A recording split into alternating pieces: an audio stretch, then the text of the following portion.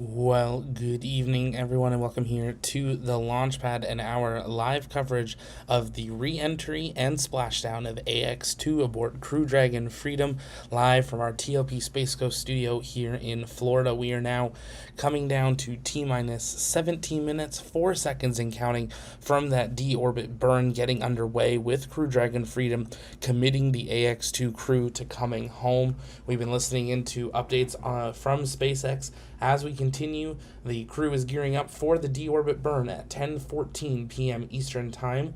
The planned 12-minute, 20-second burn will slow Dragon enough to drop it out of orbit and on course for a splashdown in the Gulf of Mexico near Panama City in Florida. Splashdown now is expected at 11:04 p.m. SpaceX is getting ready to go live here right away, so we are going to, of course, patch them in and listen into Mission Control for an update, and we'll be answering your guys' comments and questions throughout the night, as always, as well, so you can send those in the chat by tagging us at the Launchpad, and we'll do our best to answer those live as well. If it's your first time here, though, welcome. Inspire the explorers of tomorrow, because we believe that space is better together, and we're glad to have you joining us here live this evening, or maybe this morning, depending where you're joining us from, after a historic 9-day, 4-hour, 21 minutes since AX-2 launched from Launch Complex 39A at NASA Kennedy Space Center here in Florida. It was an incredible launch, and we're excited to see this crew. Sad to see them come home, but excited to see them come home as well. Another historic mission, pushing Peggy even further into the history books of the longest duration astronaut, U.S. astronaut in orbit. We're expecting that deorbit burn now just over 15 minutes from now. We'll be listening into SpaceX Mission Control. If it's your first time here, though, welcome. My name's Zach. I'm the founder and host here at the Launchpad. Here at TLP, it's our mission to inform and inspire the explorers of tomorrow, because we believe that space is better together, and we're glad to have you joining us here. People all over the world tuning in. We'll do a couple shout-outs while we wait for SpaceX here. We got Flavia is in Italy. We got Frank in Timbuktu. We got Nev in Sanford, Florida. Shannon is in Massachusetts. Robert's in Kentucky. We have got Mike in Washington. Jeff is in Boston. We've got Lori in Maryland. Great having you here. Nick is in Austin, Texas. Kareen is in Arizona. Kurt is in Ohio. Let's see. We got Jason in Waikiki. Welcome. Aloha. We got Ginger's in Washington. Great to see you. Alex in New Jersey. Thank you all for being here with us the little bit later evening as we count down to the return of AX-2, the second ever private mission aboard the International Space Station, and a historic mission with two Saudi astronauts on board, bringing three total UAE astronauts on board the International Space Station.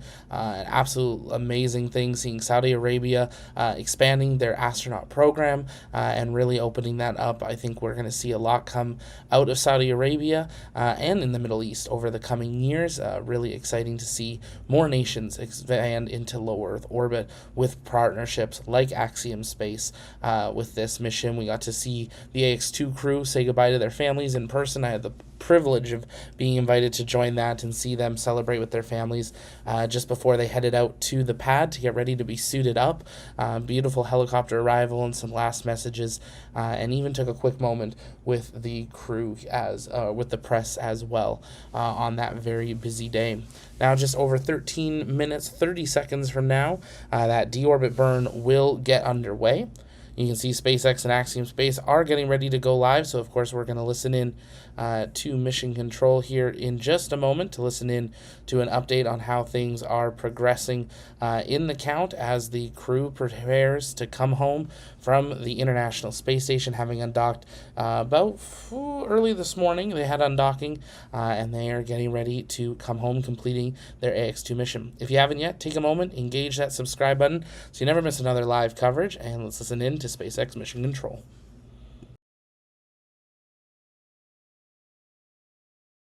Evening and welcome to the SpaceX and Axiom Space Splashdown coverage of AX-2, the second crewed mission to the International Space Station by Axiom Space.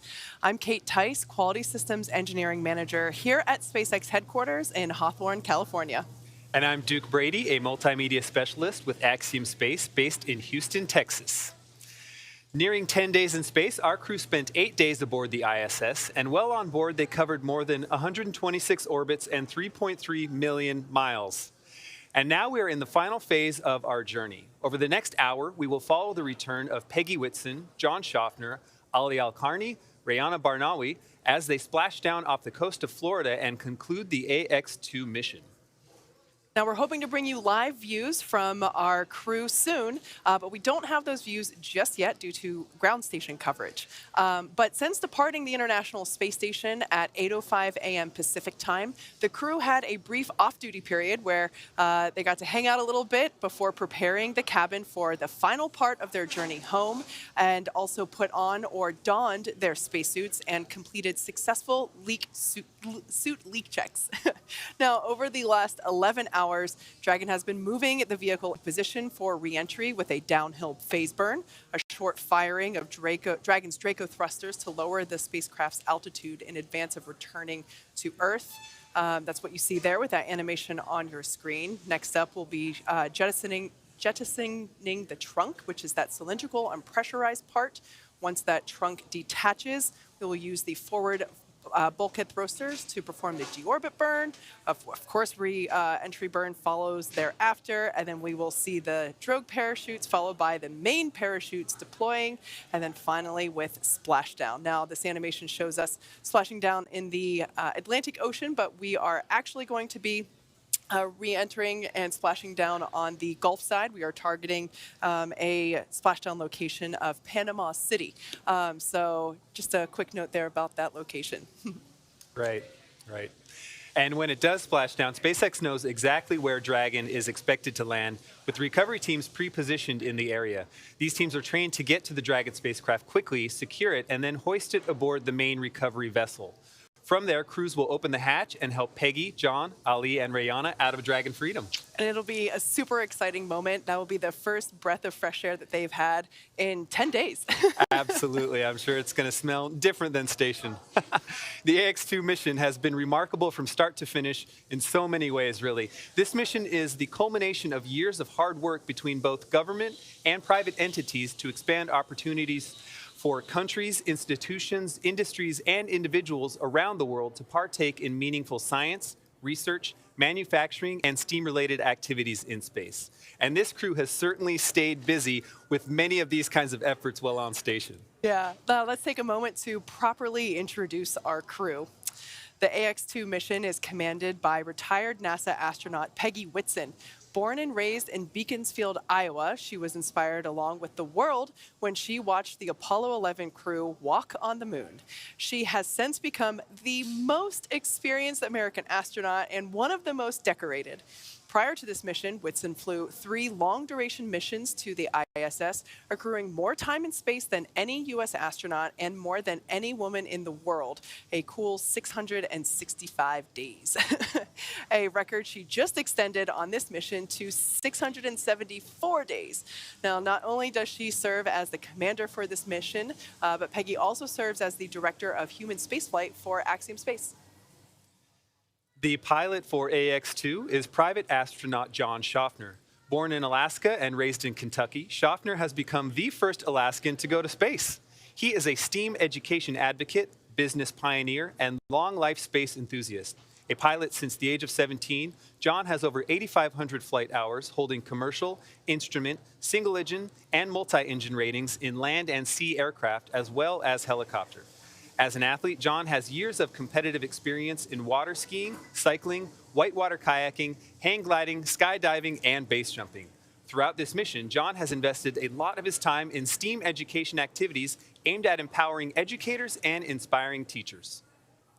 Representing the Saudi Space Commission and serving as a mission specialist, Ali Al-Karni was born in March 1992 in Sabat al-Alaya, Saudi Arabia. Ali is fluent in English as well as his native Arabic. As an Air Force captain, Ali has 12 years of experience flying on multiple aircraft, primarily on the F-15 SA in service to the Royal Saudi Air Force. Ali graduated with a Bachelor of Aerospace Science degree in 2013 from King Faisal Air Academy in Riyadh, Saudi Arabia. During this mission, Ali performed a myriad of events and research, including the biodata EEG measurement and stellar stem cells Kermit operations. Also representing the Saudi Space Commission, and now the first Saudi woman to go to space, Rihanna Barnawi was born in September 1988 in Jeddah, Saudi Arabia. Rihanna has a master's degree in biomedical sciences from Al Faisal University in Riyadh, Saudi Arabia, and a bachelor's degree in biomedical sciences from Otago University in Dunedin, New Zealand. She is fluent in English and Turkish as well as her native Arabic. She has been a research lab technician since 2013 in the Stem Cell and Tissue Re-Engineering Program at King Faisal Specialist Hospital and Research Center located in Riyadh, Saudi Arabia. And this week, she spent a large portion of her time working in the Life Sciences Glove Box, conducting stem cell research in microgravity. And there you have it, the AX-2 crew. This really is such a wonderful, amazing group, and we are eager to reconnect with them and hear their stories firsthand once they get back home to Houston.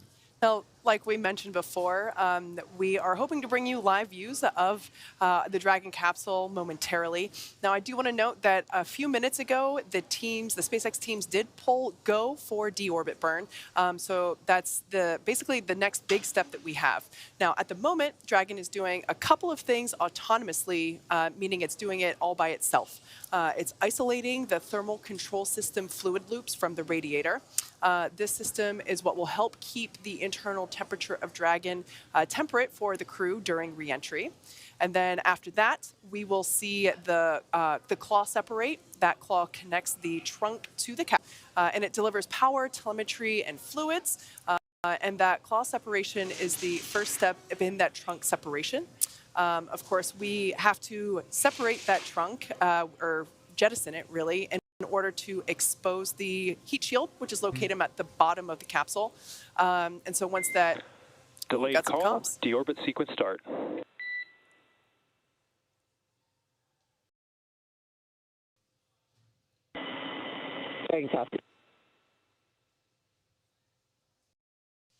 All right, so there that call, just letting us know that that deorbit burn, which will last for about 13 minutes, is now underway.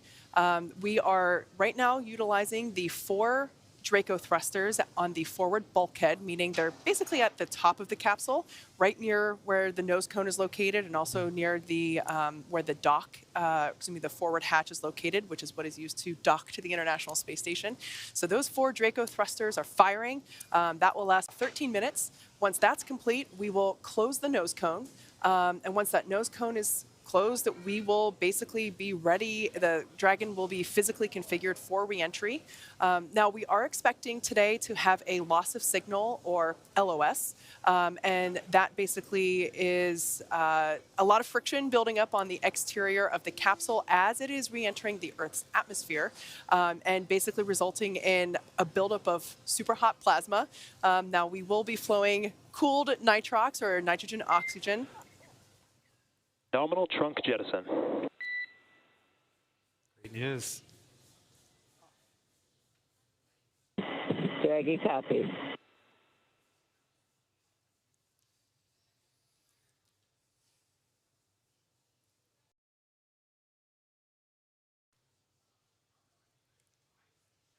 So there on your screen, SpaceX Mission Control, and in the left corner there, that is our crew operations and resources engineer.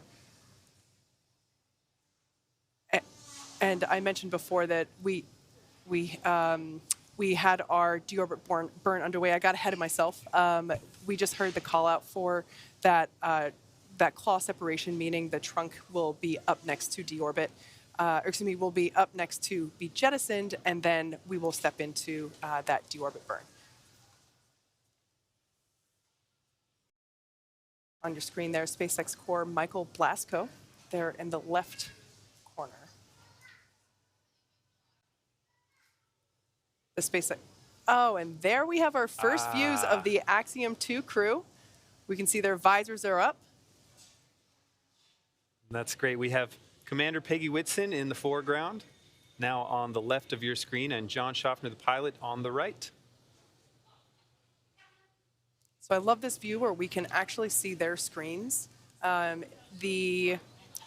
If you look at the screen that's on the left-hand side, in the top right corner of that left-hand display, we can actually see a graphic that will illustrate which Draco thrusters are firing when. They will illuminate with a flash of light. This is a great view of all 4 crew members. Everybody looks pretty chill. Yeah. Well, they've trained for this. They've put a lot of time in preparing for all of these moments, and I think it shows right now that they are prepared. We get a good view of our mission specialists on the left, Rayana Barnawi, and on the far right, Ali Al-Karni, with, again, pilot John Schaffner in the left center and Commander Peggy Whitson in the right center seat. So once again, if you've just joined us, the crew, as you can see, in Dragon Freedom, they are on their way home. They have just separated the trunk, so the heat shield is now exposed, the heat shield being an important element of our re-entry method. And then coming up, we will have the deorbit burn. This burn will last about 13 minutes. Then we will have atmospheric entry. And as I mentioned, we will have a brief loss of signal, or LOS. And then once we, at that point in time, we should be able to hopefully see Dragon. This is a night landing, so we are targeting a landing off the coast of Florida in the Gulf of Mexico near Panama City. So I love nighttime splashdowns because Yes. even folks that are on land from, not necessarily just near Panama City, but from areas farther away too, can see Dragon streaking across the sky like this gorgeous comet. You mentioned that plasma that does affect the communications and causes that LOS, and some of us have seen video of that from inside the capsule. That plasma is so bright burning on the outside. It's really fascinating. Yeah, as I mentioned before, there's basically a buildup of friction that occurs around the exterior of the capsule while we are re-entering the Earth's atmosphere because we're going so fast. That atmosphere is actually helping us by helping to slow the capsule down significantly prior to the parachute deploy. But yeah, that results in some plasma buildup on the exterior of the capsule. And the crew stays nice and cool inside. We flow nitrox, which is nitrogen-oxygen mixture. Same stuff that's used in scuba tanks. We flow that into the cabin as well as directly into their suits to help keep everybody comfortable. Temperatures on the outside of Dragon can go above 3,500 degrees Fahrenheit. So the capsule works hard to keep the crew safe, and ultimately that friction is really helping us to slow the vehicle down. So the crew is now standing by for the deorbit burn. As I mentioned, this will last for about 13 minutes. We will be utilizing Dragon's 4 forward Draco thrusters. Those are located near the nose cone. So once that's complete, we can close the nose cone.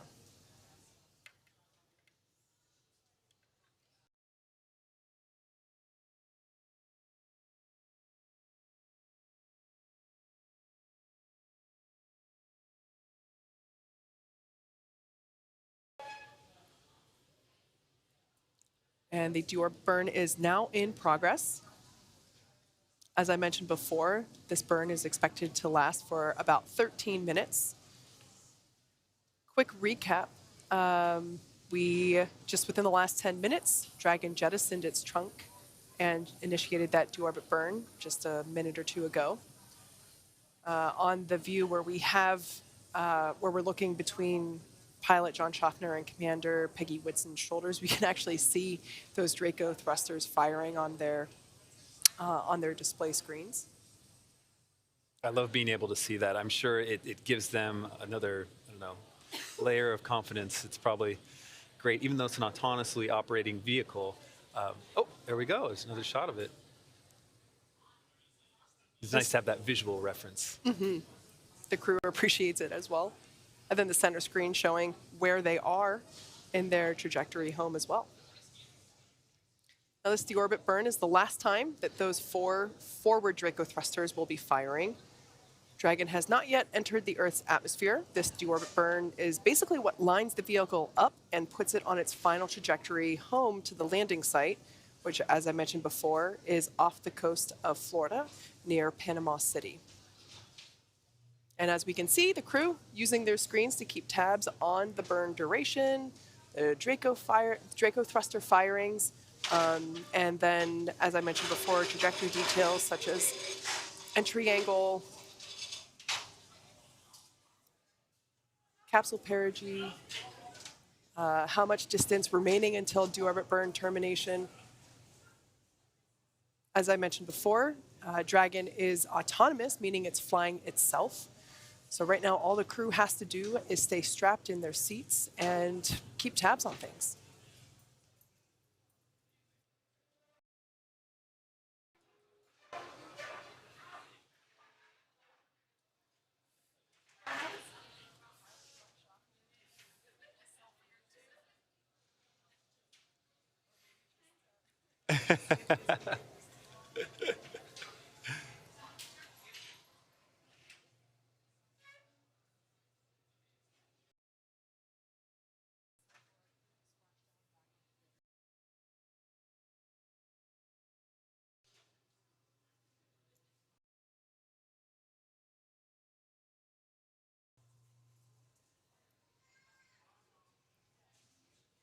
Once it's time for our crew to splash down back on planet Earth, they'll be heading to one of our 7 targeted sites supported by SpaceX. All of these sites are located off the coast of Florida, either in the Gulf of Mexico or the Atlantic Ocean.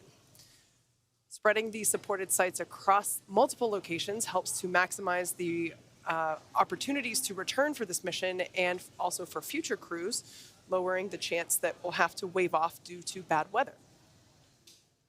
Since Dragon is capable of splashdown on either side of the Florida Panhandle, we have 2 identical and fully equipped recovery vessels that are ready to support, one in the Gulf of Mexico, which is Megan, and the other in the Atlantic Ocean, which is Shannon. In the lead up to today, SpaceX selected primary and alternate splashdown locations off the coast of Florida. This selection process takes into account a lot of different variables, including what landing sites are available and which have favorable weather. Today, our primary landing site gets the crew home off the coast of Panama City, Florida, in the Gulf of Mexico. For return, we'll be looking at a number of weather items. Some of the obvious ones are no rain or chance of lightning in the recovery zone, both for the safety of the crew inside the capsule and the recovery teams on the water. But we're also looking for wind speeds less than 15 feet per second, or about 10 miles per hour, and relatively calm seas so we can safely execute recovery operations, which include landing a helicopter on the recovery ship to fly our crew back to shore. Yeah, so as you can see, there's a number of variables and criteria that come into play, and ultimately they all help ensure safety for both the crew on board as well as for the recovery teams. But in terms of the weather conditions that we have tonight, they look awesome. For these operations, SpaceX closely coordinates with the United States Coast Guard to establish a safety zone, and that's to ensure public safety for the safety of those involved in the recovery operations, as I mentioned, of course, the crew on board the returning spacecraft. Multiple notices are issued to the mariners in advance and during recovery operations, and Coast Guard patrol boats are deployed to discourage boaters from entering the splashdown zones. Right, and we really want to stress to the public the need to respect this safety zone. Recovering a spacecraft from the water is a very hazardous operation, and any other boats interfering in the area not only increase the risk to the astronauts in the capsule and the teams working to recover them from the water, but to themselves as well. So, for the safety of the crew as well as your safety, we recommend that you sit back and watch as we'll be bringing you the best possible views of our astronauts' homecoming. Yeah. The only thing I'll add on to that, though, is that if you do live in Florida or along the Gulf Coast, head outside. You should be able to see the Dragon capsule streaking through the night sky. Absolutely. Now, as you might imagine, our crew, Peggy Whitson, John Schaffner, Ali Al-Karni, and Rayana Barnawi, they've gone through extensive training for their mission, including this final phase of reentry. each crew member has between 700 and 1,000 logged hours since mid-2021 of that time dedicated to learning the SpaceX protocols, the International Space Station systems, and to prepare for their respective research portfolios. Now, as we continue to wait word on the deorbit burn, let's share some of the range of these efforts with you now.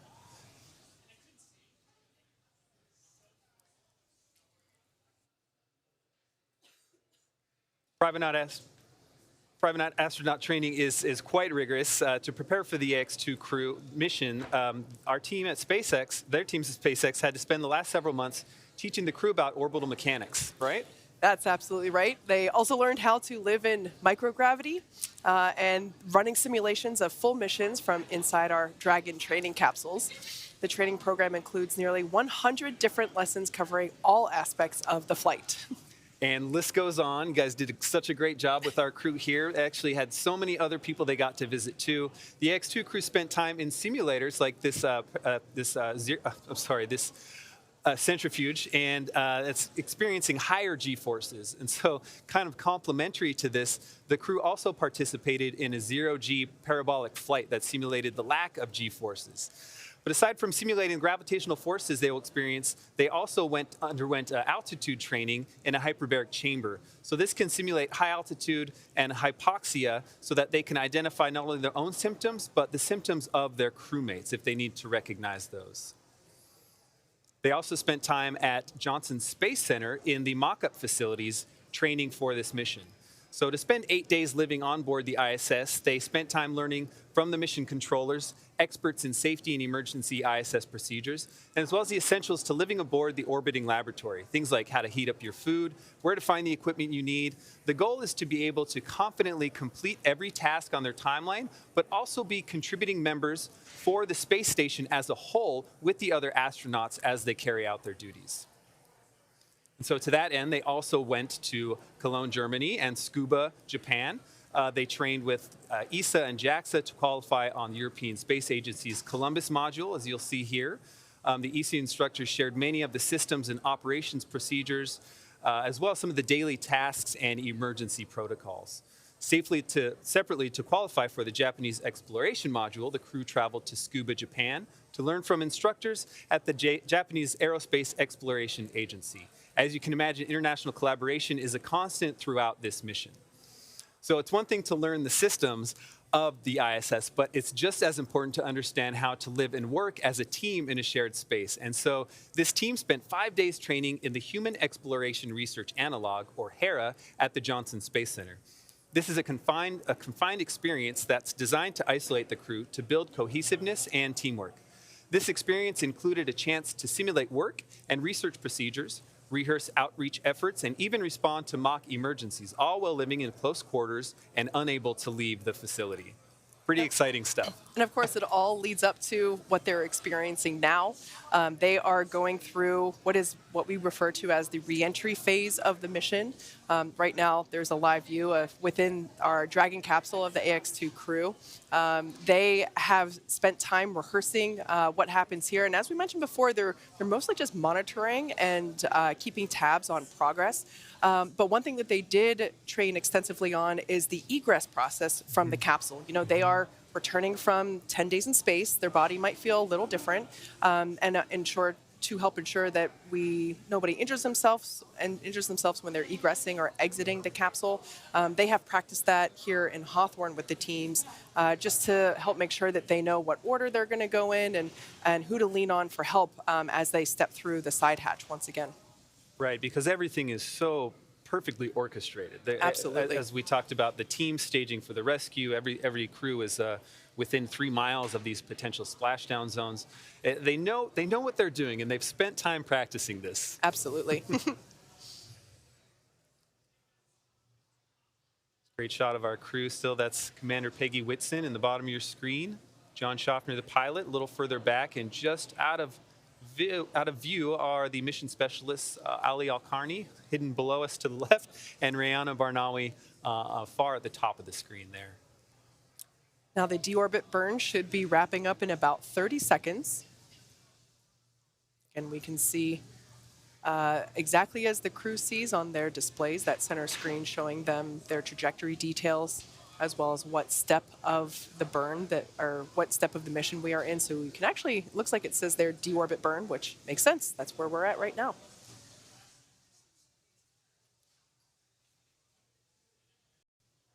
After deorbit burn completes, we will close the nose cone. That will be the final physical change of the Dragon capsule prior to reentry. Of course, the nose cone is, as the name suggests, it suggests it's the cone at the top of the capsule. And while it's been in space, it has been open to help expose those forward bulkhead Draco thrusters, as well as Deorbit burn complete. Performance nominal. Nose cone closure initiated. Dragon copies. oh, that's great news. We love nominal. So as I was talking about, that nose cone is now going to be shut. In the background, Dragon will also be inhibiting those forward bulkhead Draco thrusters that we just used to complete the deorbit burn. That ensures that it's safe to latch the nose cone shut for reentry. Also, the vehicle has initiated the nitrox suit purge. This will help keep the crew cool and comfortable during reentry, which looks like is coming up in about 25 minutes. At this point, as we just heard, nose cone is closing and protecting that forward hatch for will be protecting the forward hatch throughout the reentry phase. And the crew using their screens to monitor the progress. And actually, that's a live view of the nose cone closing in. This is one of the cameras near that forward hatch, and that is the nose cone closing down on top of it. I love that shot. That's so great. So once again, this is where the forward hatch is located, which is what is utilized to dock with the International Space Station, as well as those forward bulkhead thrusters. There's 4 of them, and we utilize those for the deorbit burn, which for those of you that have just joined us, we have just completed that deorbit burn. That's basically what puts Dragon on the final trajectory home. So we're now committed. We're locked into the Panama City splashdown location. Our recovery vessel Megan is standing by, waiting to scoop Dragon up and lift it onto its deck. But right now, the crew, which we will be experiencing a loss of signal with the crew, that will last for only a few minutes, and that's not until like 20 minutes away or so. But we do expect that to happen because as Dragon re-enters the Earth's atmosphere, there's a lot of friction building up on the outside of it, on the exterior, and that results in plasma buildup, which is super hot. The external temperatures can reach about 3,500 degrees Fahrenheit, so it's pretty hot. That's up there. But the crew stays super comfortable. We are flushing the cabin with that cool nitrox air, and we're also flowing it through their suits as well. So they're going to stay comfortable. I think the only downside to the reentry phase is because of that plasma buildup, you can't really look outside. Yeah, right. And maybe the coming back to gravity. It's probably a little bittersweet once you've been on orbit. Yeah. I can only imagine. So the first views that we will have of Dragon will be from our thermal cameras that will be tracking Dragon, as I've mentioned before. If you've tuned in and you lived along the Gulf Coast, you should head outside because you will probably be able to see Dragon streaking across the night sky. Now we're standing by for confirmation that the nose cone is closed. Looks like we're tracking that to occur here in the next couple of seconds. So that's closing. The hooks will basically lock. There's 2 sets of hooks that will lock the nose cone in place. The same hooks that have to open up in order to open the nose cone. Crazy to think that that was just 10 days ago that we were talking about nose cone opening when the AX-2 crew launched. So we're now standing by for confirmation of that nose cone closure.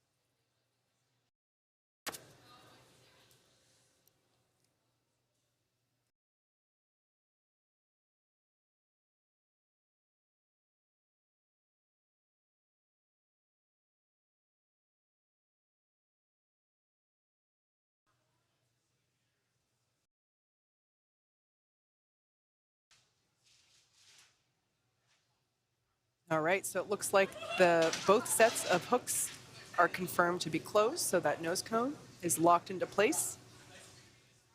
Now, as we begin the second half of entry, Dragon is now beginning to flush nitrox into the cabin and continuing to top off the AX-2 crew's suits with that cool air. Again, that's what will allow the cabin temperature to remain comfortable while the external temperatures reach 3,500 degrees Fahrenheit.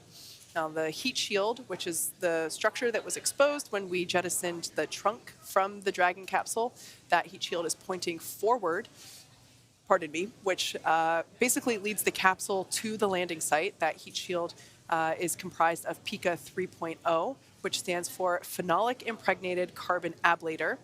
First-gen PICA was actually first developed by NASA for studying and sampling comets within our solar system. SpaceX partnered with NASA to develop PICA X, which was the second-generation product used on all Dragon 1 cargo resupply missions that successfully resupplied the space station on 20 missions. And then PICA 3.0 was developed specifically for use on Dragon 2 crew and cargo missions with enhanced structural and thermal properties that optimized the heat shield and drove down costs and mass. So the remainder of the Crew Dragon capsule is comprised primarily of SpaceX proprietary ablative material. It's another class of thermal protection, which is lighter weight versus the PICA, and it also protects the underlying composite structure during reentry to ensure structural capabilities are maintained. So that's the white stuff on the side of the Dragon capsule. Now, while Crew Dragon will experience temperatures well over 3,000 degrees, I said before, it gets about 3,500 degrees Fahrenheit during peak reentry conditions. The characteristics of the TPS, which stands for Thermal Protection System, coupled with the environmental control and life support system in the pressurized interior, all of that will ensure that the AX-2 crew will stay cool and comfortable during all phases of reentry through splashdown, and also helps ensure that we can reuse this capsule on future missions as well. Yeah, love it. Well, if you watch the launch webcast of AX-2, you know that one of the goals of Axiom Space is to find new ways to promote and foster the creation of space-themed art. Over the course of this mission, Axiom Space 3 has been releasing digital collections from artists on our Web3 platform. Axiom Space 3 is a token-gated community network that allows members to collect premium, space-inspired collectibles and engage with astronauts, space technology professionals, and Web3 entrepreneurs building at the intersection of deep tech industries. For this mission, Axiom Space and ArtBlocks Engine announced a groundbreaking partnership that will see the launch of a space-infused NFT collection. Nose cone secured for entry. Oh, nice on the loops there. Dragon copy. That is a good update. That nose cone is locked and loaded. Locked and loaded. And back to the NFT collection. This is a piece called Imagine by Nadia Bremer. Nadia Bremer is an art block artist, astronomer, and data visualization designer. This new ArtBlocks Engine collection features a 222-piece algorithmically generated collection that showcases imaginary maps of the stars with unique constellations. To make this collection even more unique, the digital art has been initiated from the ISS by AX-2 Commander Peggy Whitson during this mission. You can grab one of these beautiful digital star maps beginning on May 31st at 1 p.m. Eastern Time. Additionally, the AX-2 digital art collection featured work by Thank You X, an American artist out of Los Angeles, California. Thank You X sent up a piece of his physical art canvas to space titled Urge for Perfection and released a commemorative NFT called AX-2, which celebrates this mission and the canvas going to space. This NFT was available throughout the mission with sales closing at Splashdown. These collaborations with digital artists and brands bring a new level of creativity and inclusivity to the commercial space industry. For more on this and all of our digital collectible activities, visit nft.axiomspace.com. At Axiom Space, we are hard at work building the next destination in low Earth orbit. Axiom Space is being designed as a true continuation and evolution of the International Space Station. With so much knowledge gained over the last 20+ years, Axiom Space's goal is to build upon the successes and lessons learned over that time while expanding access to low Earth orbit for more countries, institutions, industries, and individuals than ever before. With Axiom Station currently under construction here, we have an update for you on the growth and development of what we intend and how we are going to be the first commercial space station.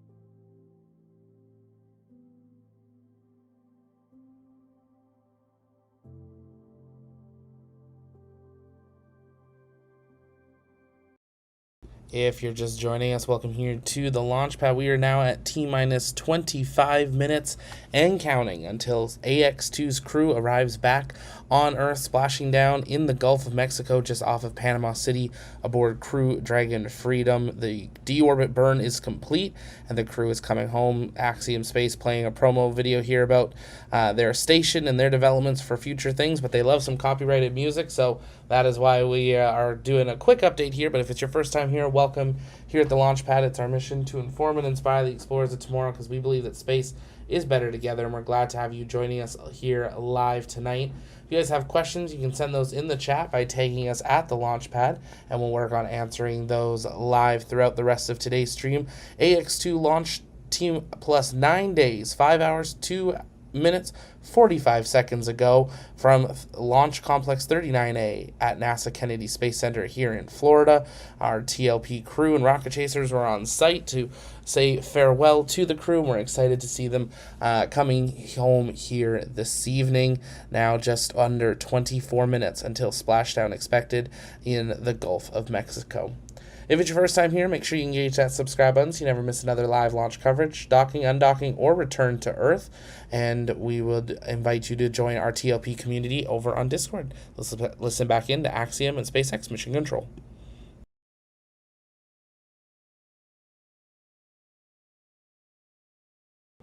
Now we have some good news. SpaceX core Michael Blasco gave a quick debrief to the AX-2 crew to let them know the final timing estimations on their re-entry. So we have an updated estimated time for that loss of signal. This will last about 7 minutes, and we're expecting that to occur GMT 0251 and end at 0258. So again, lasting 7 minutes. We did hear that weather conditions are, direct quote, outstanding. So that is excellent. Once again, it sounds like this will be super visible across the Gulf of Mexico. Once again, we are targeting a landing at around Panama City. So head outside and watch it. It's going to look awesome. Well, while we wait for more updates, here's a fun list the teams put together about the mission. 15 things to know. A few things that we want to know about this mission. The crew conducted over 20 microgravity research projects. Some of the research conducted on the mission included studying immune dysfunction in tumor organoid models that can help predict and prevent cancer, investigating how commercial spaceflight crew members adapt to microgravity, and exploring how weather modification works in low gravity conditions. The crew held STEAM events with students all over the world. More specifically, they conducted a series of live science demonstrations with students on Earth through amateur ham radio events, a student art competition from space, and engaging in student-led projects with universities like MIT. While docked to the ISS, they orbited the Earth 126 times and traveled a mere 3.33 million miles. AX-2 was the first commercial mission with both private and government-sponsored astronauts. Peggy Whitson is now the first female commander of a private space mission, adding to her accomplishment as the first female commander of the ISS and extending her record for the longest cumulative time in space by an American astronaut to 674 days across her 4 flights. Ali Al-Qarni and Rihanna Barnawi are the first Saudi astronauts to visit the ISS, and Rihanna Barnawi is the first Saudi female to go to space. John Schaffner became the first person from the state of Alaska and first Fairbanksian to fly to space. Axiom Space's Mission Control Center in Houston became the 12th ground segment partner for the International Space Station. For the first time, induced pluripotent stem cells were manufactured in space by astronauts. By studying stem cells in space, we can address the challenges that currently limit us as we study these cells in regenerative medicine across low Earth orbit and down here on Earth. Have a nice live view of our crew in the capsule. Again, you see our mission specialist, Rihanna Barnawi, on the left, followed by pilot John Schaffner, Commander Peggy Whitson, and on the far right, mission specialist Ali Al-Qarni.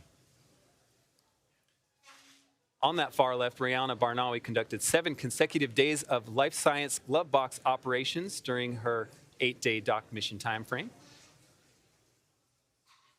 So plenty of fun firsts and amazing work done by this crew during their mission.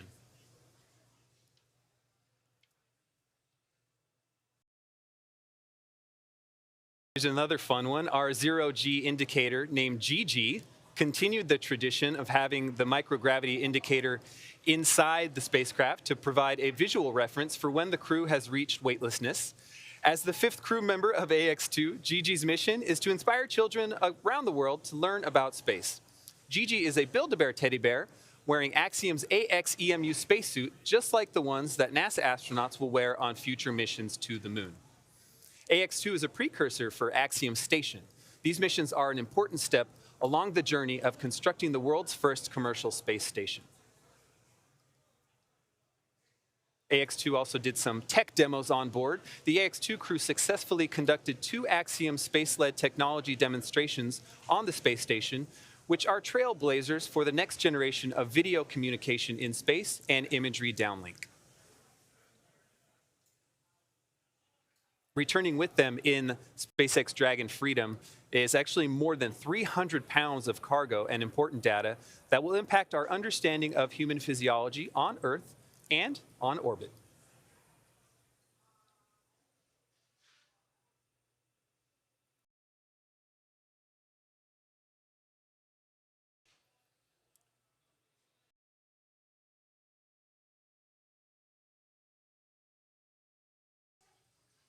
As of right now, we can see AX-2 crew are in their suits, in their seats.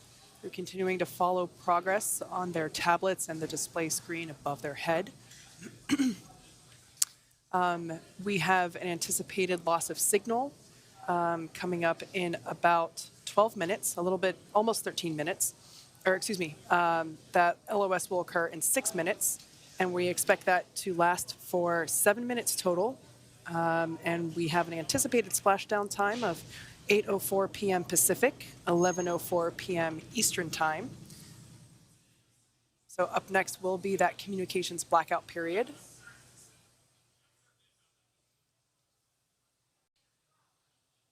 This happens every crew mission that we have as they re-enter the Earth's atmosphere. The exterior of the capsule works really hard to, basically it's encountering a lot of friction as it is re-entering the Earth's atmosphere, and that actually helps the capsule slow down significantly before we deploy the parachutes. Now, the suits that you see them wearing now, they are fully customized and fitted for each crew member. We can see their visors are now down in the locked position. And SpaceX Dragon crew entry prep is complete. Copy that, Dragon. We see your visors are down, restraints are secure, and satchels are also secure. 5 minutes to expected LOS. We will see you on the other side at 0258 Zulu. 0258 Zulu. Good readback. Now, for those of you that have been following along, you know that the visors come down for the more dynamic parts of the flight, which of course would be, re-entry would be considered one of those. Those helmets that they have are actually 3D printed, which is, personally, I think, pretty awesome. The outer layer of the spacesuit is flame resistant. They wear hearing protection, both during ascent and re-entry. And you know, the spacesuits look good, but more importantly, they keep the crew safe through all phases of the flight. Now, as we mentioned before, we are targeting a splashdown off the Gulf Coast of Florida near Panama City. Expected splashdown time is 11:04 p.m. Eastern, 8:04 p.m. Pacific. So that's coming up here in just over 16 minutes.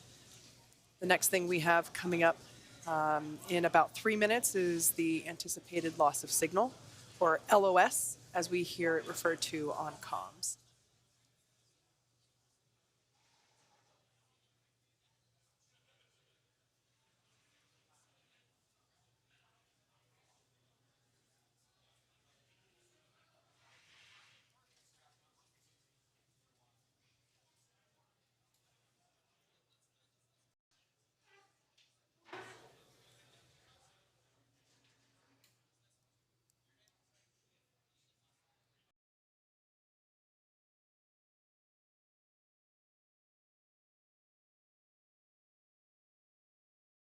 That's a live view of SpaceX Mission Control here in Hawthorne, California.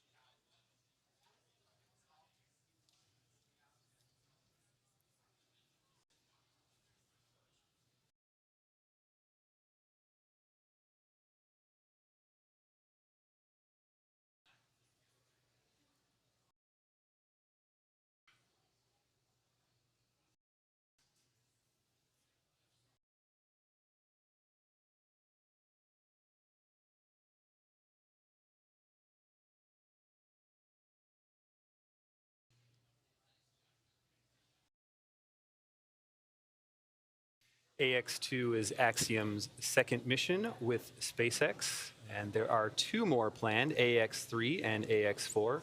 It will also be in SpaceX vehicles. Back at Axiom headquarters, Michael Lopez Alegria, our chief astronaut, is our commander for AX-3, and he is already in training. Mike Lopez Alegria, also known as MLA. And so the AX-3 mission is already underway.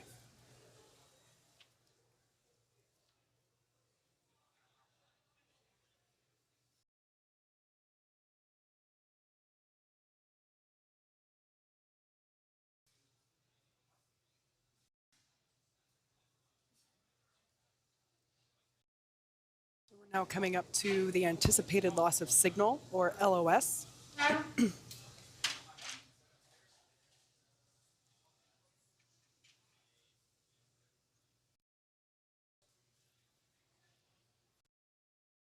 Once again, this is expected to last for 7 minutes.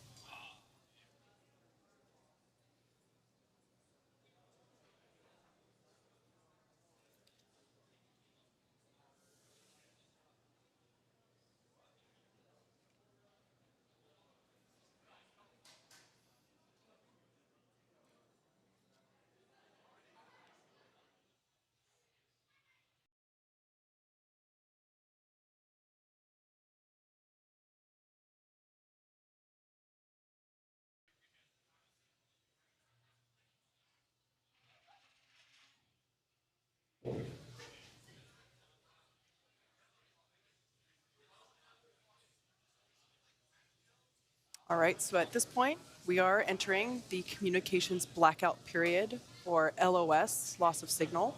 This will last for 7 minutes due to plasma formation around the exterior of the spacecraft.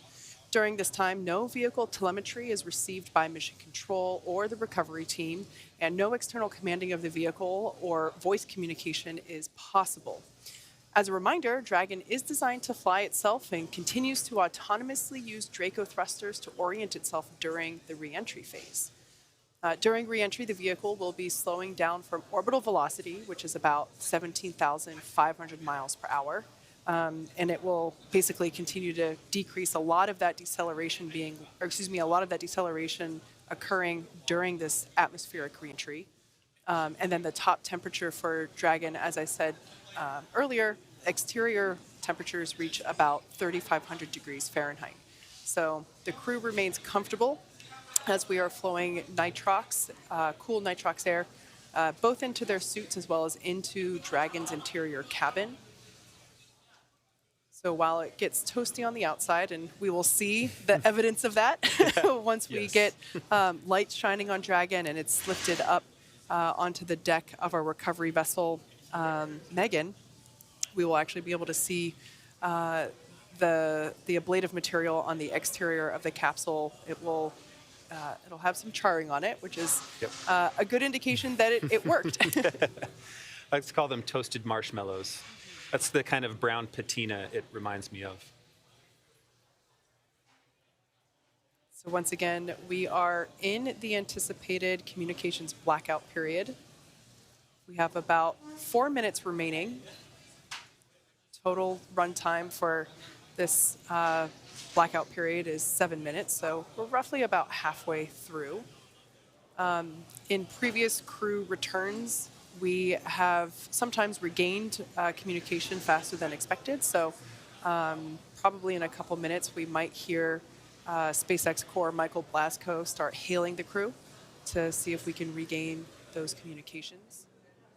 Now, our first views of Dragon, hopefully we'll be able to bring them to you soon, but they will be the thermal cameras that will be tracking Dragon's reentry. If you live on the Gulf Coast, it should be visible, streaking across the night sky. Once again, we have an anticipated splashdown time of 11:04 p.m. Eastern, so about 10 minutes from now. Now at about 18,000 feet in altitude, the drogue parachutes will deploy. And after that, around 6,000 feet altitude, we will have the main parachute deployment.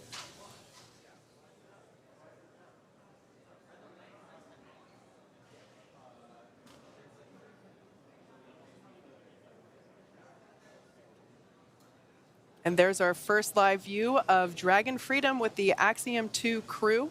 This is coming from one of our thermal tracking cams. I believe this might actually be the WB plane, the WB-57 plane from NASA. This is a thermal imaging tracking cam.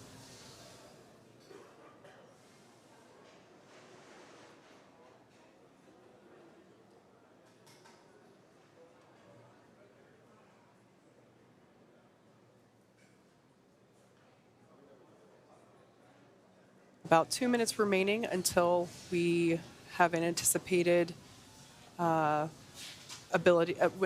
when we anticipate being able to restore communications with the crew. Once again, the buildup of plasma on the outside of the capsule prevents any communications going to or coming from the Dragon capsule.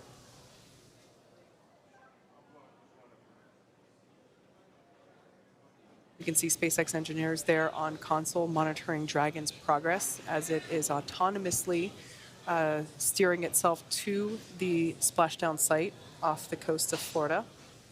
Once again, we're targeting a landing near Panama City in the Gulf of Mexico.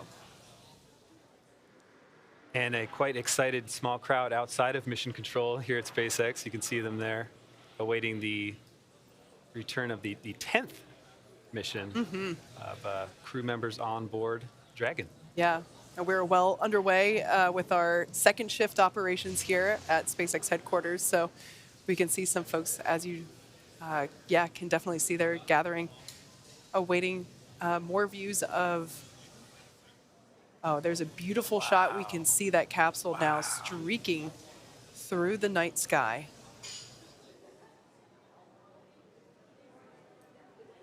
I believe this camera view might be coming from the recovery vessel or from one of the aerial assets that we have in the area.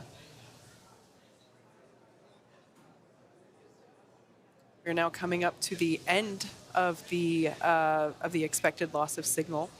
So we're now moving toward AOS, or acquisition of signal. That's incredible. And we should probably hear SpaceX core Michael Blasco start hailing. Dragon, SpaceX, comm check.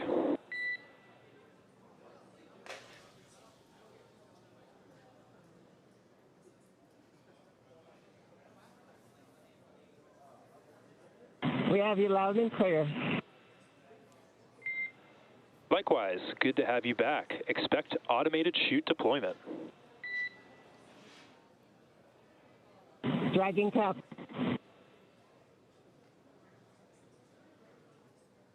All right, great news there. Those communications have been restored with the Axiom crew. The next event we have coming up. GPS has converged. Expect nominal altitude for drogue chute deploy. Copy. Nominal altitude for drogue chute deploy with GPS.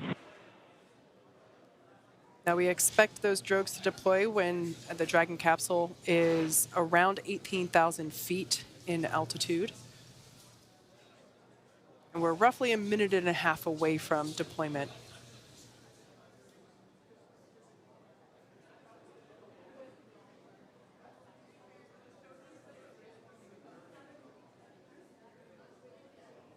Another view coming to us from the WB-57 chaser plane. These are thermal images.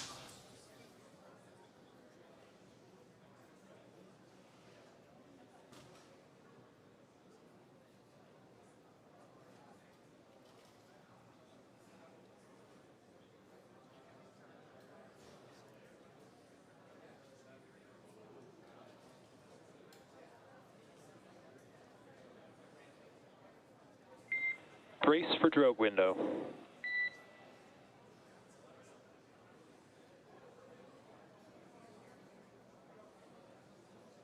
Now standing by for deployment of the drogue parachutes. These will be the first of two sets of parachutes that will deploy to help further slow down the Dragon capsule.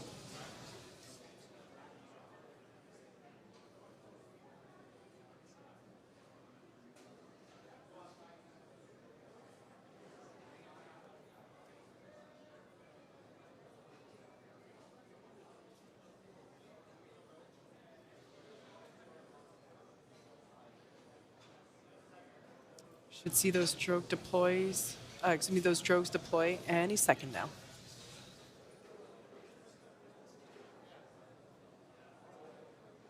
Looks like they're going now.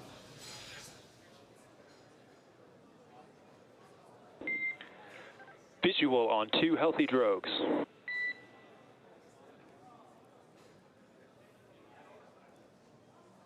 Dragon copy. 2 healthy drogues.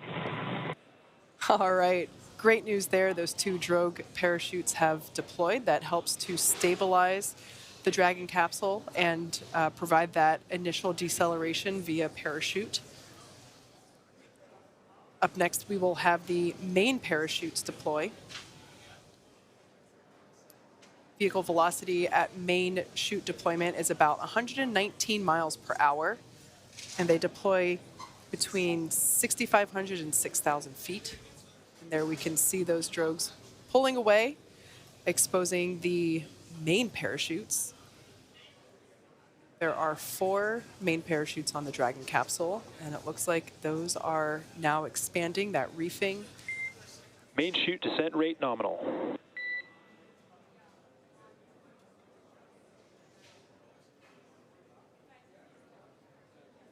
And Dragon copies. Nominal chute. Now this is a really cool view from the Dragon capsule. That's actually from the basin where the main parachutes. 1 kilometer.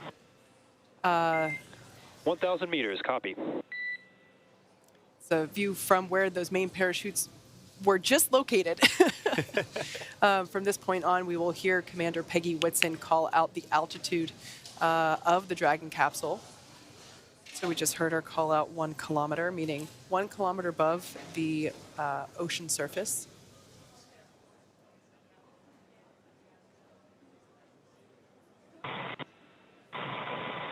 $800. Copy, 800.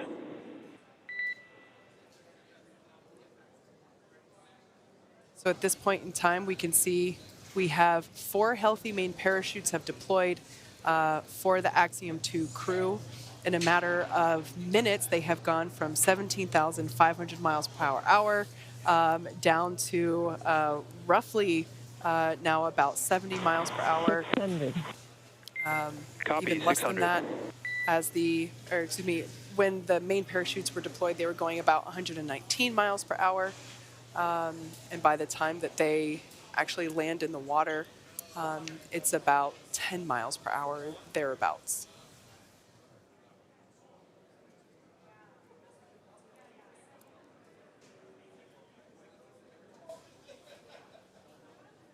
$400. Copy, 400 meters.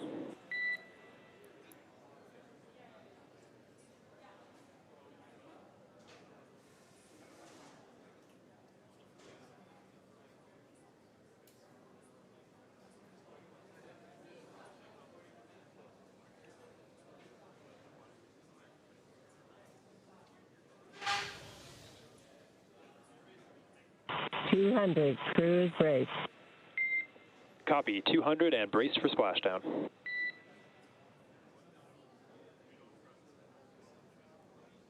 Right, standing by for splashdown of the Axiom 2 crew.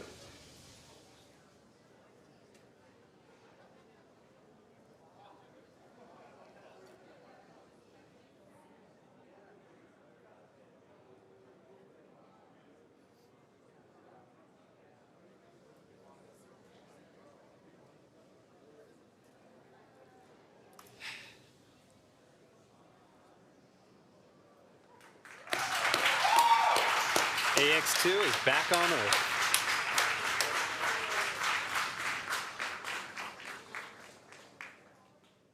As you can see on your screen, visual confirmation for splashdown of our Dragon spacecraft. Dragon Freedom has returned home with the AX-2 crew. SpaceX sees splashdown and mains cut. At this time, you are go for procedure 4.800. And we're in that 4.800 splashdown. SpaceX sees this. We're in water uprighting.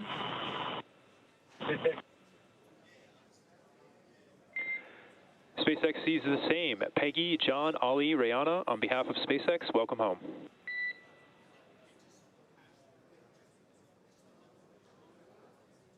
Well, in SpaceX, we would like to tell you that was a phenomenal ride. We really enjoyed all of it. You are the best.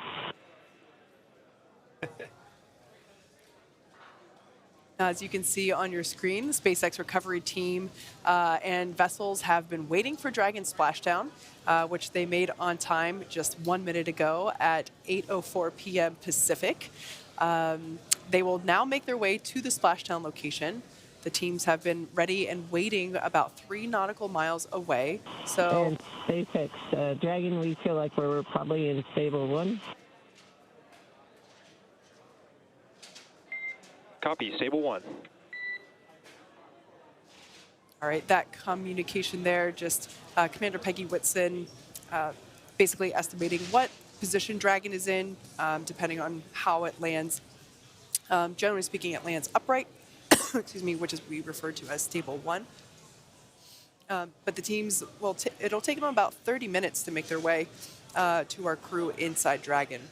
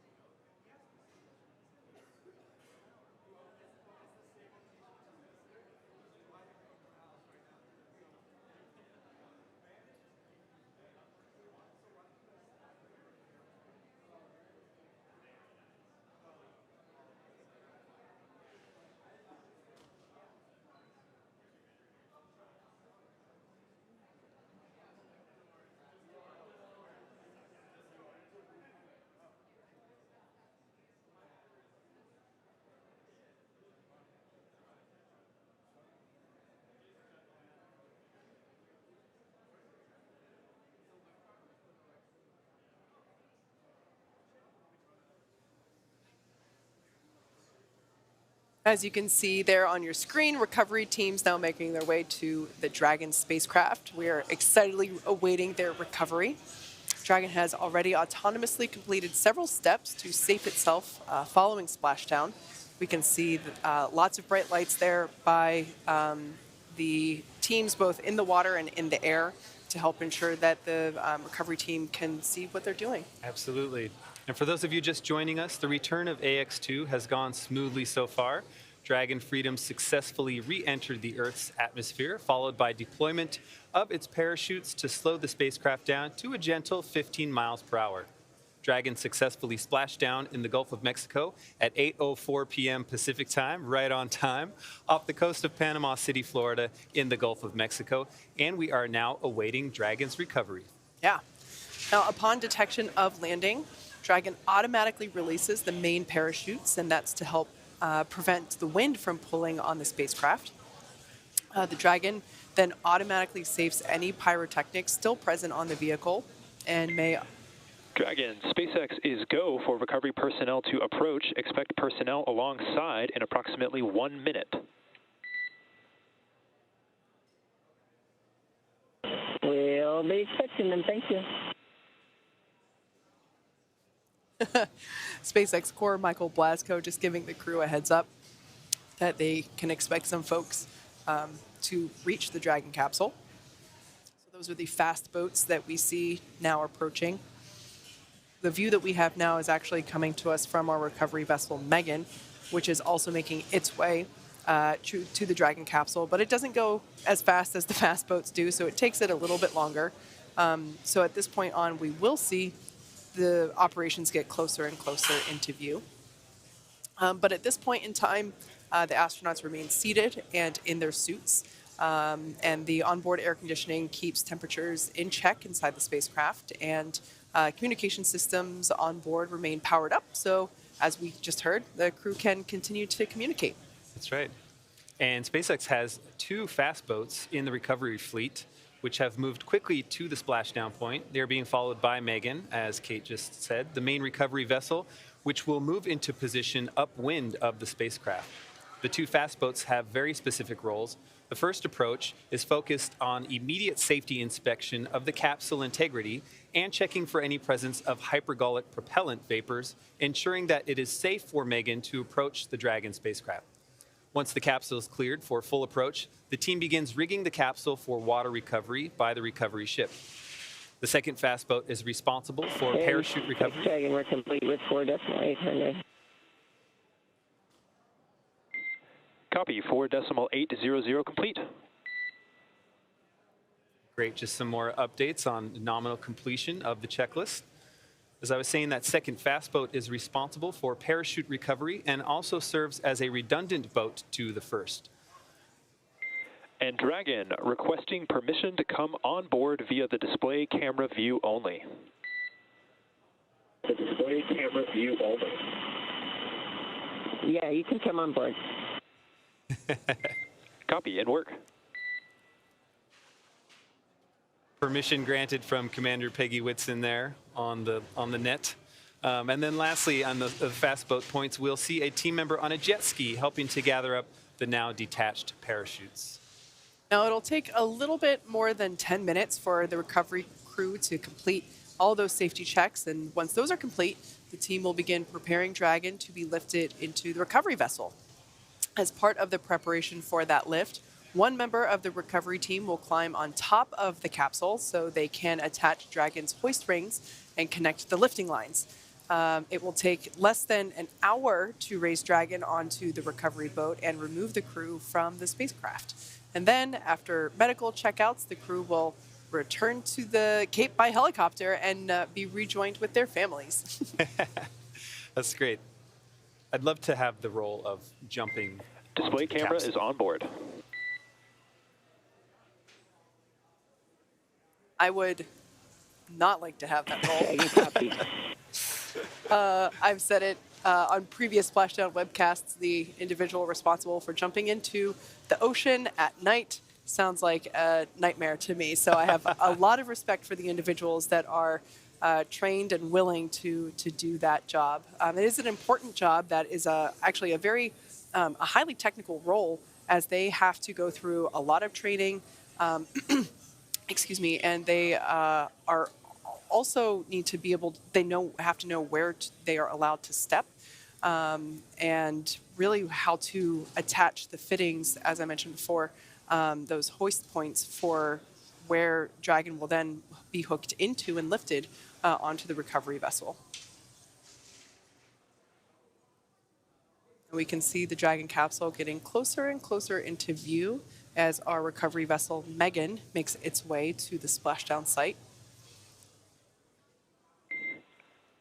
Dragon, hypergol sweeps and unfired ordnance checks are nominal. Rigging is in progress. Approximately 25 minutes until capsule lift. Stand by for PMC with SpaceX flight surgeon. Dragon capsule. All right, that was SpaceX Core, just letting the crew know that all of the unused pyrotechnics are safe, and that they will now begin to prepare the capsule for rigging. And that PMC that we heard stands for Private Medical Conference, so that will be the opportunity for each crew member to have a private conversation with the flight surgeon, just a quick check-in to make sure that everybody's feeling happy and healthy. We can see those other boats, the fast boats, as well as a jet ski, making their way around. They are collecting the parachutes out of the water. And we heard the call out just moments ago that the hypergolic tests, or the sniffs for that, just to make sure that there are no hypergolic fumes around the Dragon capsule, as they are poisonous to breathe. We want to make sure there aren't any there. That's actually our first live view of the backside of the recovery vessel, Megan. We can see recovery members there on the deck of the ship. That nest in the center is where Dragon will end up once we lift it out of the water.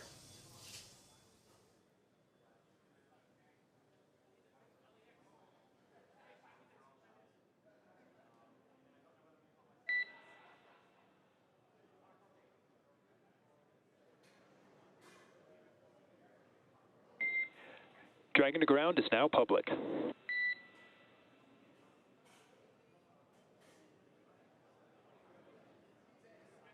Dragon copy.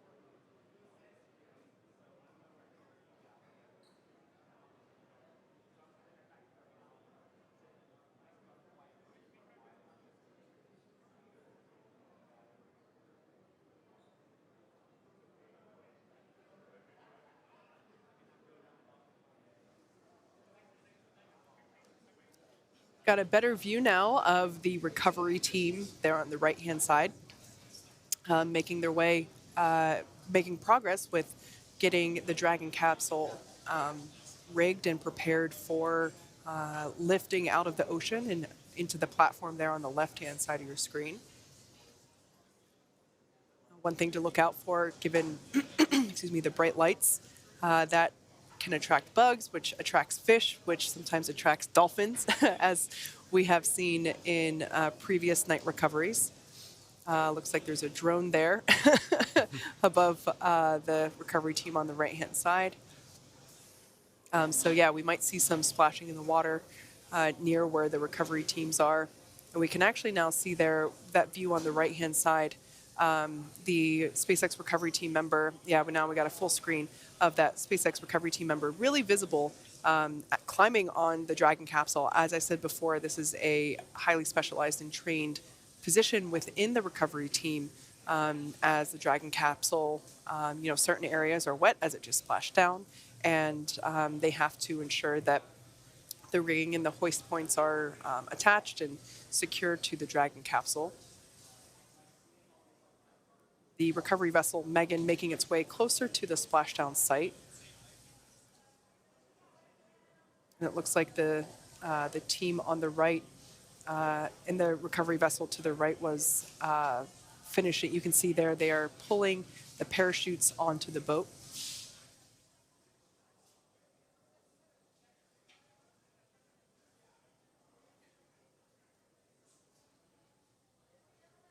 As I mentioned before, the physical evidence of that reentry phase now evident, visible, well, not right now, but it will be momentarily, that charring on the charring on the exterior of the capsule, on that ablative material, or rather it's a thermal protection system.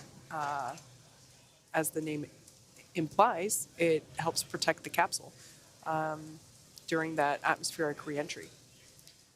We can now see the recovery vessel Megan spinning and will begin to back into place towards the Dragon capsule.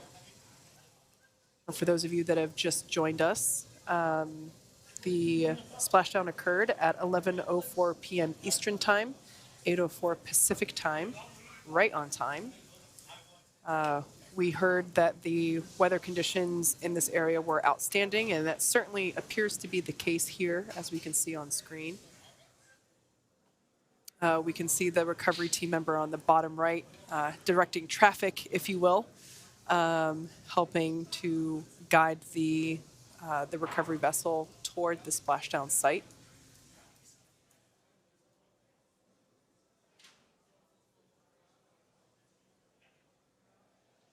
Now, the structure that we see up and above the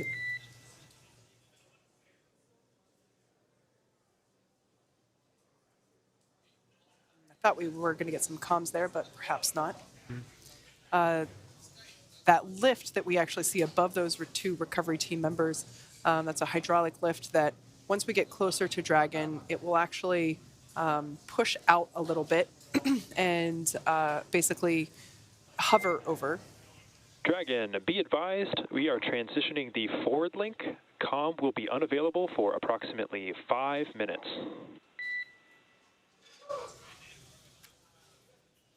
Dragon copy. Comm unavailable, 5 minutes. Good readback.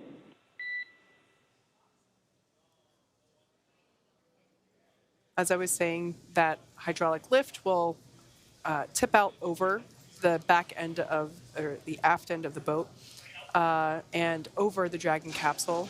The recovery team member that is on the capsule will actually receive the lifting harnesses and cables and attach those. We will then see that team member, one of my favorite parts to watch out for in the recovery process, that individual will just jump right off and into the water, and will climb aboard one of the fast boats in the area. And in a matter of seconds, that hydraulic lift that we see there will lift and position the Dragon capsule up and out of the water and into that nest that we see there in the center of the deck. And that part really is the fastest part of recovery. And then once the Dragon capsule is in that nest then gets pulled forward, basically kind of under where the camera position is now, and toward the ship's deck. And that's where the SpaceX team and the flight surgeon will be standing by ready to open that side hatch after some more safety checks. And that will be a very exciting moment for the Axiom 2 crew.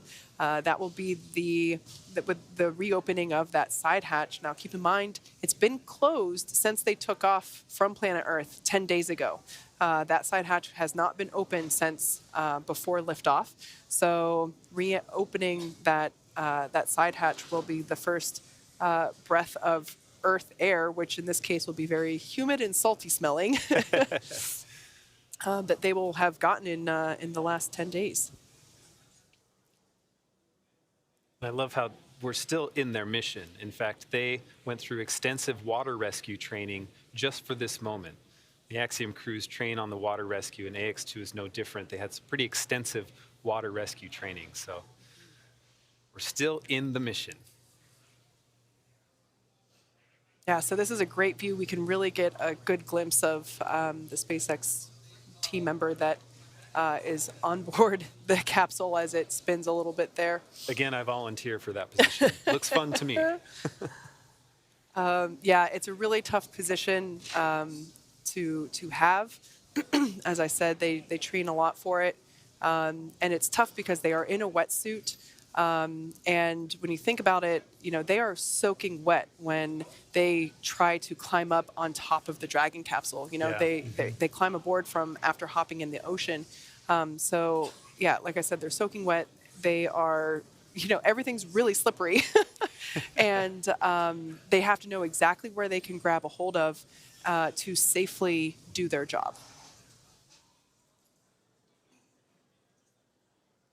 Pretty amazing to think that just 12 hours ago, this crew was in space, was on the International Space Station, and now here they are, bobbing in the ocean. What a journey for AX-2. Absolutely. I mean, you could even say, even as little as an hour ago, they were still in space in microgravity. Yeah, so we see now one of those guidelines have been attached.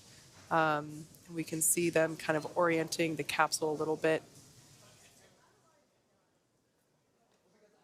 This operation is highly choreographed, although it might look like a little bit of a traffic jam here and there, but it is highly rehearsed, and each team member has a specific job, and they know exactly what that job is.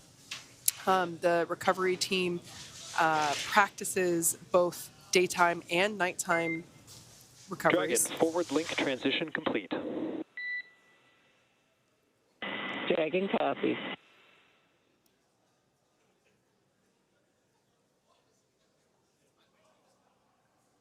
All right, so it sounds like comms with the crew now restored after they were just transitioning some of the communication links or loops that we have. And so I want to point out the individual that the recovery team member that is on the Dragon capsule is actually standing in the bay where those main parachutes have been housed for the entire mission. So that kind of gives you a sense of how large that storage compartment is and how big those parachutes are. Even though they're packed very densely and tightly, all four of them do fit in. And with those parachutes deployed, we've lost some weight and cargo in that sense, but we're still coming back with 300 pounds of science to process here on Earth, including our crew members and our fifth crew member, Gigi. Yeah, one of the things that I've loved about this mission was it wasn't just a focus on STEM, it was a focus on STEAM, which for those that might not be familiar is science, technology, engineering, mathematics, but with the addition of arts, so STEAM instead of just STEM. And as a musician Dragon, myself, I complete. certainly Approximately 3 minutes until capsule lift. Dragon copy. 3 minutes to lift. Okay, the recovery teams are now preparing to lower the vessel's hydraulic lift mechanism into the water to bring the spacecraft into the on-deck translation system known as the nest, as Kate mentioned. Dragon will remain in the nest during the crew extraction and for the journey back into port. The capsule is currently just about to be lifted up, I think. We'll see it here in a second. It will be centered and then oriented on that nest. Dragon will then be translated into the hangar underneath the helipad aboard the ship so that we can open the hatch. And of course, once open, a SpaceX medical doctor will be the first one in to check on the crew to see if they're ready to egress out of the vehicle. That's right. We can see that recovery team member still working to secure the harnessing to the capsule. Climbing like a highly skilled... Oh. There we go. Dragon, brace for capsule lift. Brace for capsule lift. As I mentioned before, this will happen very quickly. This is one of the most efficient and quickest parts of the recovery process. So don't blink.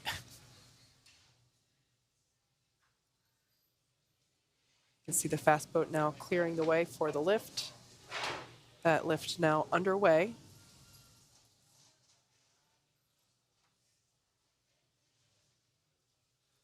We should now see that hydraulic lift actuate and pull it out of the water. There we go.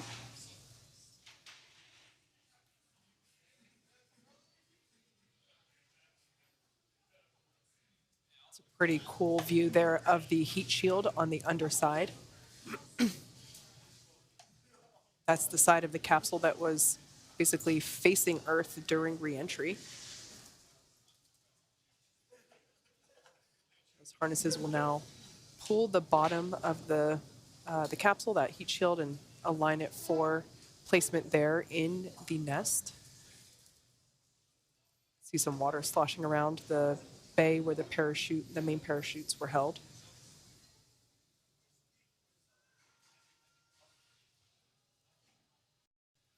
All right, it looks like that has now settled almost into position.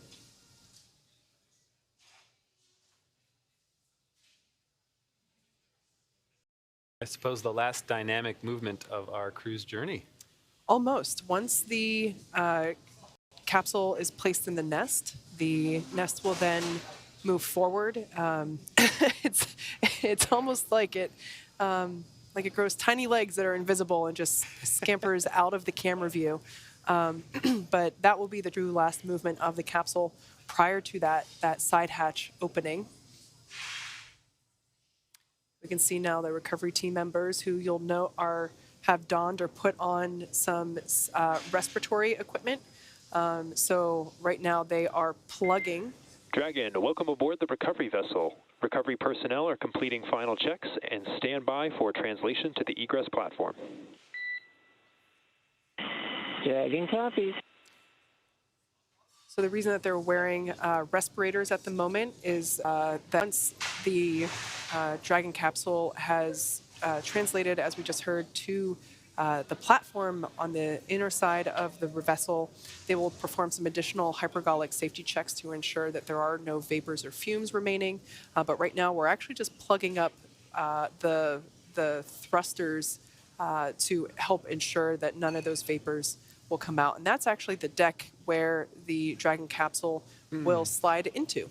That final translation movement you Exactly. were talking about. Dragon slide. Yeah, so we can see those recovery team members now unlatching the safety cables and the harnesses that pulled Dragon up and out of the water and helped secure it into the position.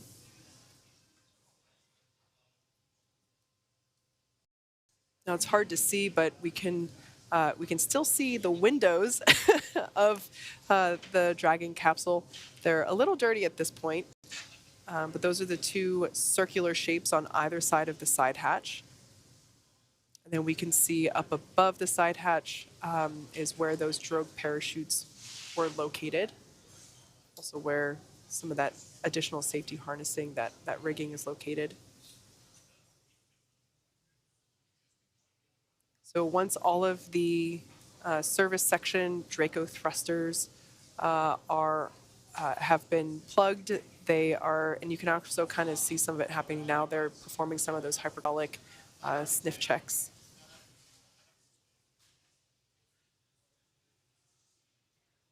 So the propellant the Dragon uses is different than the propellant that Falcon uses. Dragon's propellant is monomethyl hydrazine and nitrogen tetroxide, or MMH and NTO. And when they come into contact with each other, they instantaneously combust. So it's a great propellant for when you're on orbit, because you don't need an ignition source, which is good, because generally you don't want ignition sources in space. So these two propellants are great for on-orbit operations, but they are toxic to breathe. So that's why we were taking these extra steps, because Dragon had a lot of those two propellants on board. And even as recently as an hour ago, some of those Draco thrusters were firing. So just ensuring that none of those fumes are present.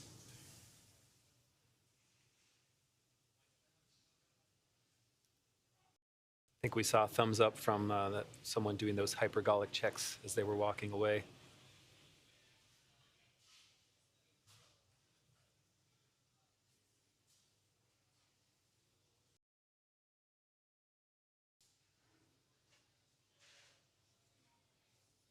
For those of you that have just recently tuned in, we had a on-time splashdown at 11:04 p.m. Eastern Time, 8:04 p.m. Pacific Time. The Dragon capsule has been lifted out of the water. They landed near Panama City, Florida, in the Gulf Coast. So it's been lifted out. The astronauts, I'm getting ahead of myself, the Dragon capsule in just moments from now will be moved or translated just out of camera view. We have another camera view, and we'll be able to see it there, but it will be slid into position near the deck where the crew will be able to egress from the side hatch. And then once that side hatch is open, that will be the Axiom 2 crew's first breath of fresh air since they boarded Falcon 9 at the start of their mission back on May 21st, which was just 10 days ago. So we're now standing by for translation of the Dragon capsule, which will put it into position to open the side hatch after undergoing additional hypergolic checks and spacecraft cabin pressurization.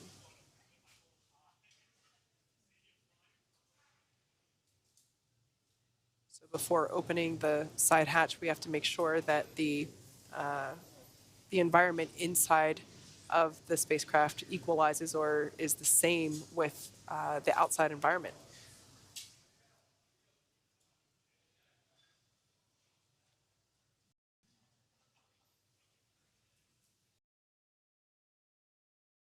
So we can just barely make out the recovery team making their final preparations before sliding the Dragon capsule into position.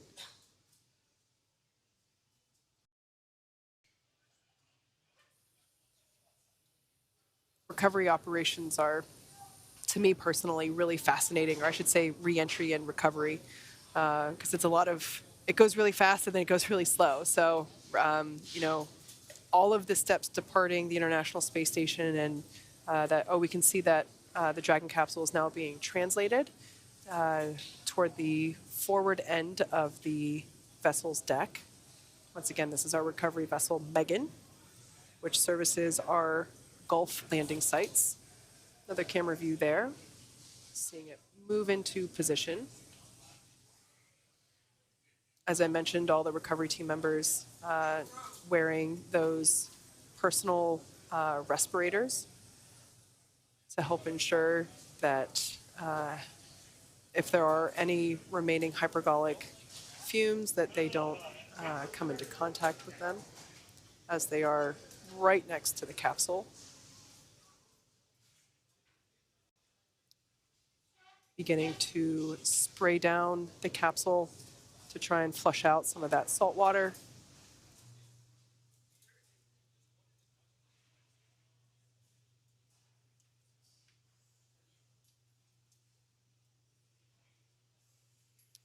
All right, we're going to use this ladder to climb towards the top to do some more of those hypergolic checkouts.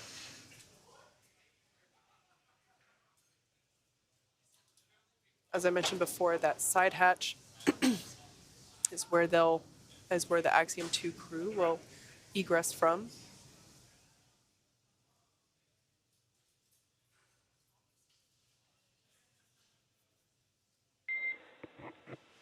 Dragon, stand by for side hatch opening and egress.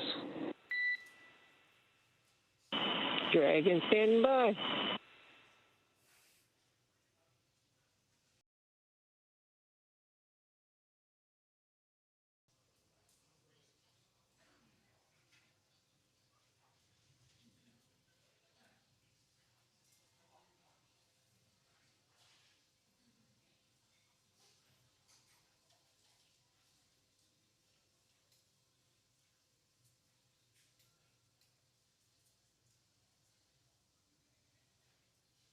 All right, we can see the recovery team now taking off their personal protective equipment, or PPE.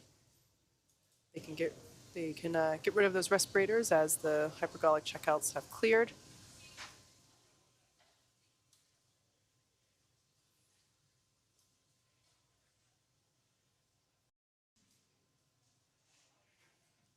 You can really see the the different colors now of the side of Dragon. You know, just a little bit ago it was all white. Now that evidence of reentry.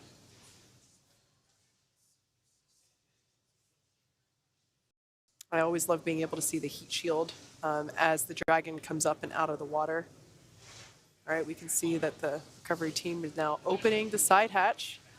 There it is. This is the first breath of fresh air, in this case, salty air, for the Axiom 2 crew since climbing on board Falcon 9 just 10 days ago. So the first person in is the medical officer doing checks with the crew members to ensure that everyone is doing all right. I see some thumbs up and waving. See some waving from Rihanna Barnawi there on the left. The first photos being taken there. I think they're getting the seal of the hatch, but glad to see our crew's already waving for their photo op. So just out of view, there's that plastic. I shouldn't say it's plastic, but I'm not quite sure what it's made out of. But that fixture will actually help protect the side hatch as the crew egresses. So as I mentioned before, we reuse our Dragon capsules. This is actually the second time that this capsule has been to space. And that fixture helps protect elements of the side hatch from damage as the crew steps out. You know, they are coming back from a little bit of time in space, and we want to assure that everybody stays safe, so we will be partially assisting them out of the capsule, but also just helps to ensure the integrity of the hardware.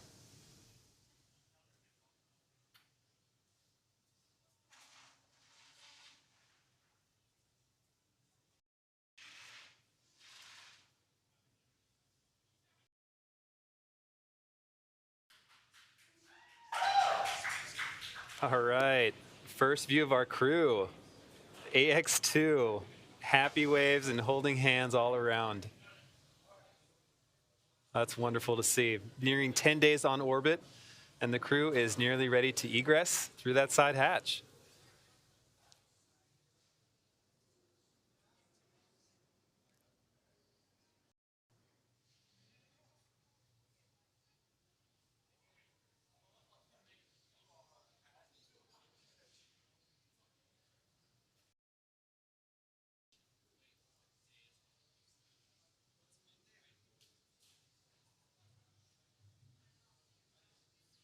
You can see the team putting that protective fixture in place. Also starting to gather the crew's items. Those are the tablets that they wore around their legs.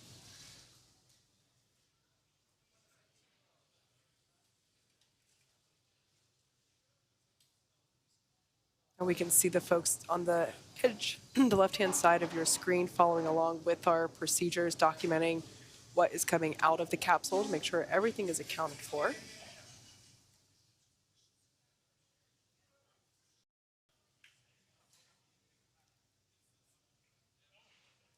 Once again, this fixture that they're putting into place just helps ensure that the side hatch remains protected while the crew is coming out.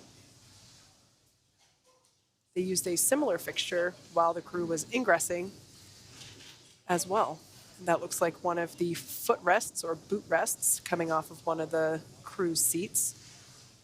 It's helpful to remove all four of these just to help get a little extra space inside the capsule.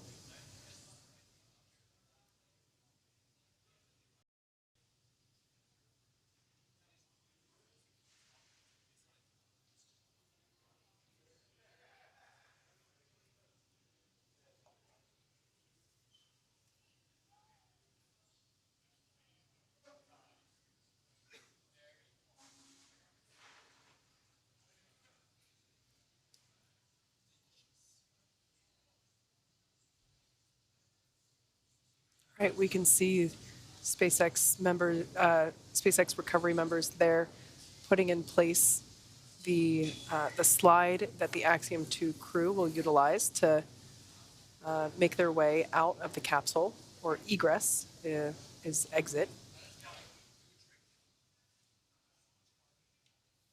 Since they've spent the last couple days, last few days, not couple, last 10 days in space, the effects of microgravity, even for that period of time, can be felt. So to ensure their safety, we will help them slide out of the capsule. But I have a feeling that we'll also see big smiles and some happy waves at the same time. Definitely. Although I could imagine this moment is somewhat bittersweet because they are back home, but that also means that they're not in space anymore. This is a feeling that Commander Peggy Whitson has experienced so many times. Yeah. I just love that she was able to extend her record. She's now at 674 days in space, which is just incredible. But yeah, this must be a bittersweet moment, knowing you're home, you get to see your family soon, but the ride to space is now over. I think I heard Peggy in an interview after her NASA retirement say, she was asked, what are you going to do now? And she said, I'd like to go back to space. And she certainly did.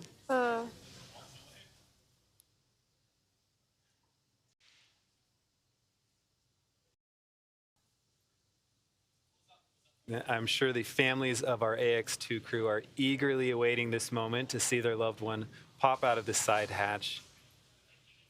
And even more so to have them land in their arms and pass those hugs around, do all those handshakes and high fives. Mm-hmm.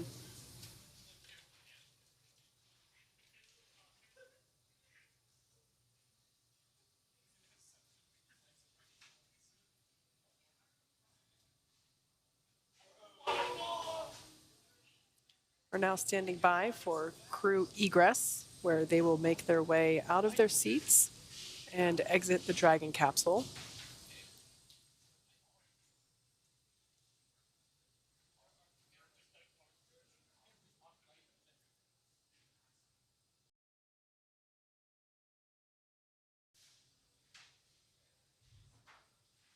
As I mentioned before, the side hatch, which we can see now open. The last time this was opened was when the crew had ingressed into the capsule. So it was closed and locked prior to liftoff and has remained there. The crew utilized the forward hatch, which is the hatch out of picture right now. It's located at the top, or the forward end of the capsule. And that is the hatch that is utilized to dock with the International Space Station. So all the trips that they did while on the ISS were through that forward hatch that we are unable to see at the moment as it's covered up by the nose cone and just that nose cone out of picture here. Okay, it looks like we might be close to seeing our first crew member.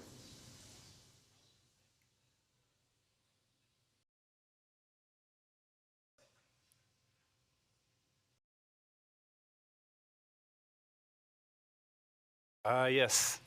Starting to see our first crew member egress from SpaceX Dragon vehicle. Who is that? Is that? I think that might be Peggy. That does look like Peggy. Commander Peggy Whitson seems to have egressed the vehicle.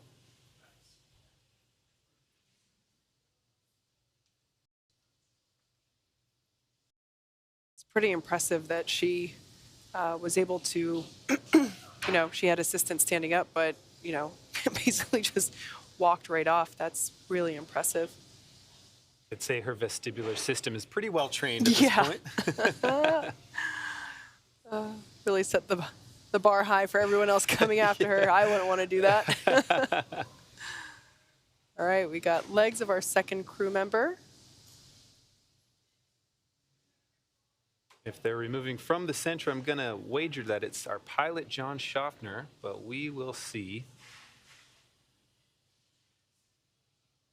Generally speaking, it is easier to have the two crew members in seats 2 and 3. So generally the commander and the pilot egress first. Right.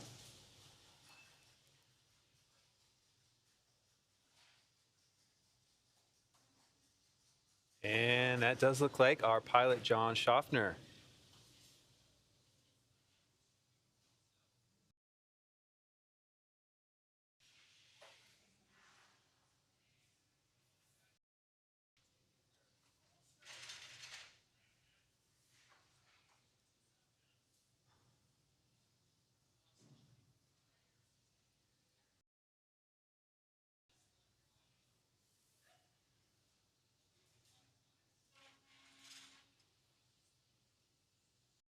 At this point in time, 2 of the 4 Axiom 2 crew members have egressed from the capsule.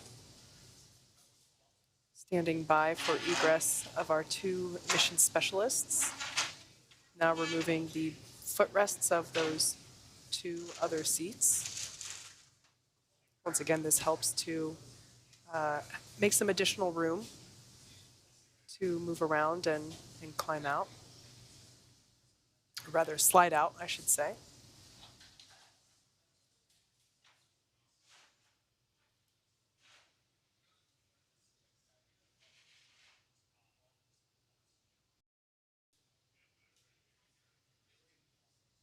And actually, on the right there is Axiom's flight surgeon, our lead AX-2 flight surgeon, Michelle Hong, assisting our mission specialist, That looks like Rayana. Rayana Barnawi, egressing a Dragon capsule. Little help up. Yay! Nice little photo opportunity. A little celebration right there. Again, super impressive to me that these crew members are just walking off after being helped up. So now with Rayana having exited, all that's left is Ali Al-Karni, our other mission specialist, who was sitting on the far right-hand side.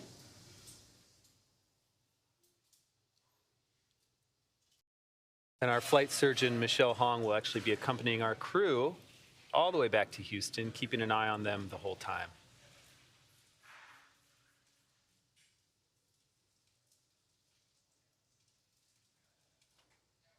See the feet now of our final crew members starting to egress the hatch, through the hatch. Ali Al-Karni making his egress from Dragon Freedom. Pausing for a little photo there. That's great.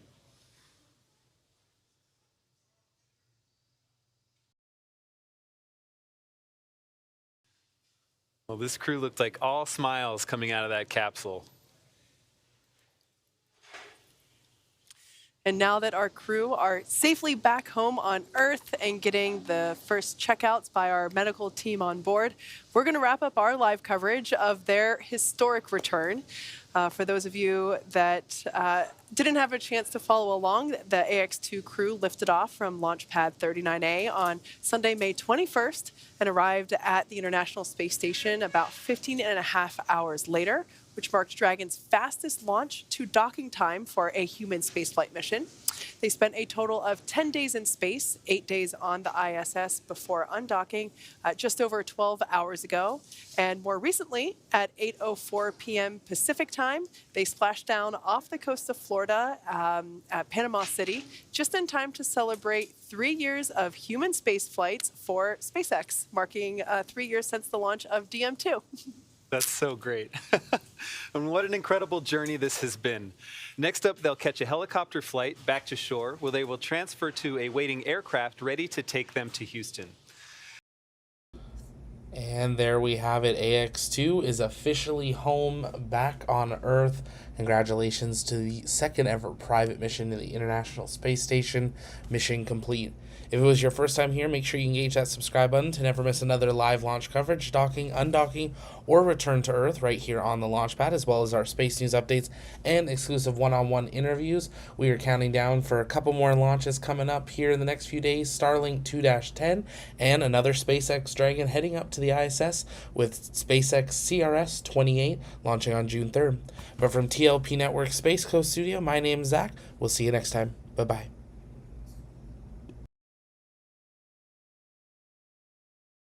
Industries and individuals than ever before. This is how Axiom Space is expanding access to low Earth orbit and building history, as we like to say. Be sure to check out axiomspace.com as we continue to pursue new commercial opportunities for human spaceflight. I'm Duke Brady here with SpaceX's Kate Tice, and we're signing off now with a final welcome home to the crew of AX-2. Thanks to you, Duke, as well as everyone else for joining us, and we'll see you soon.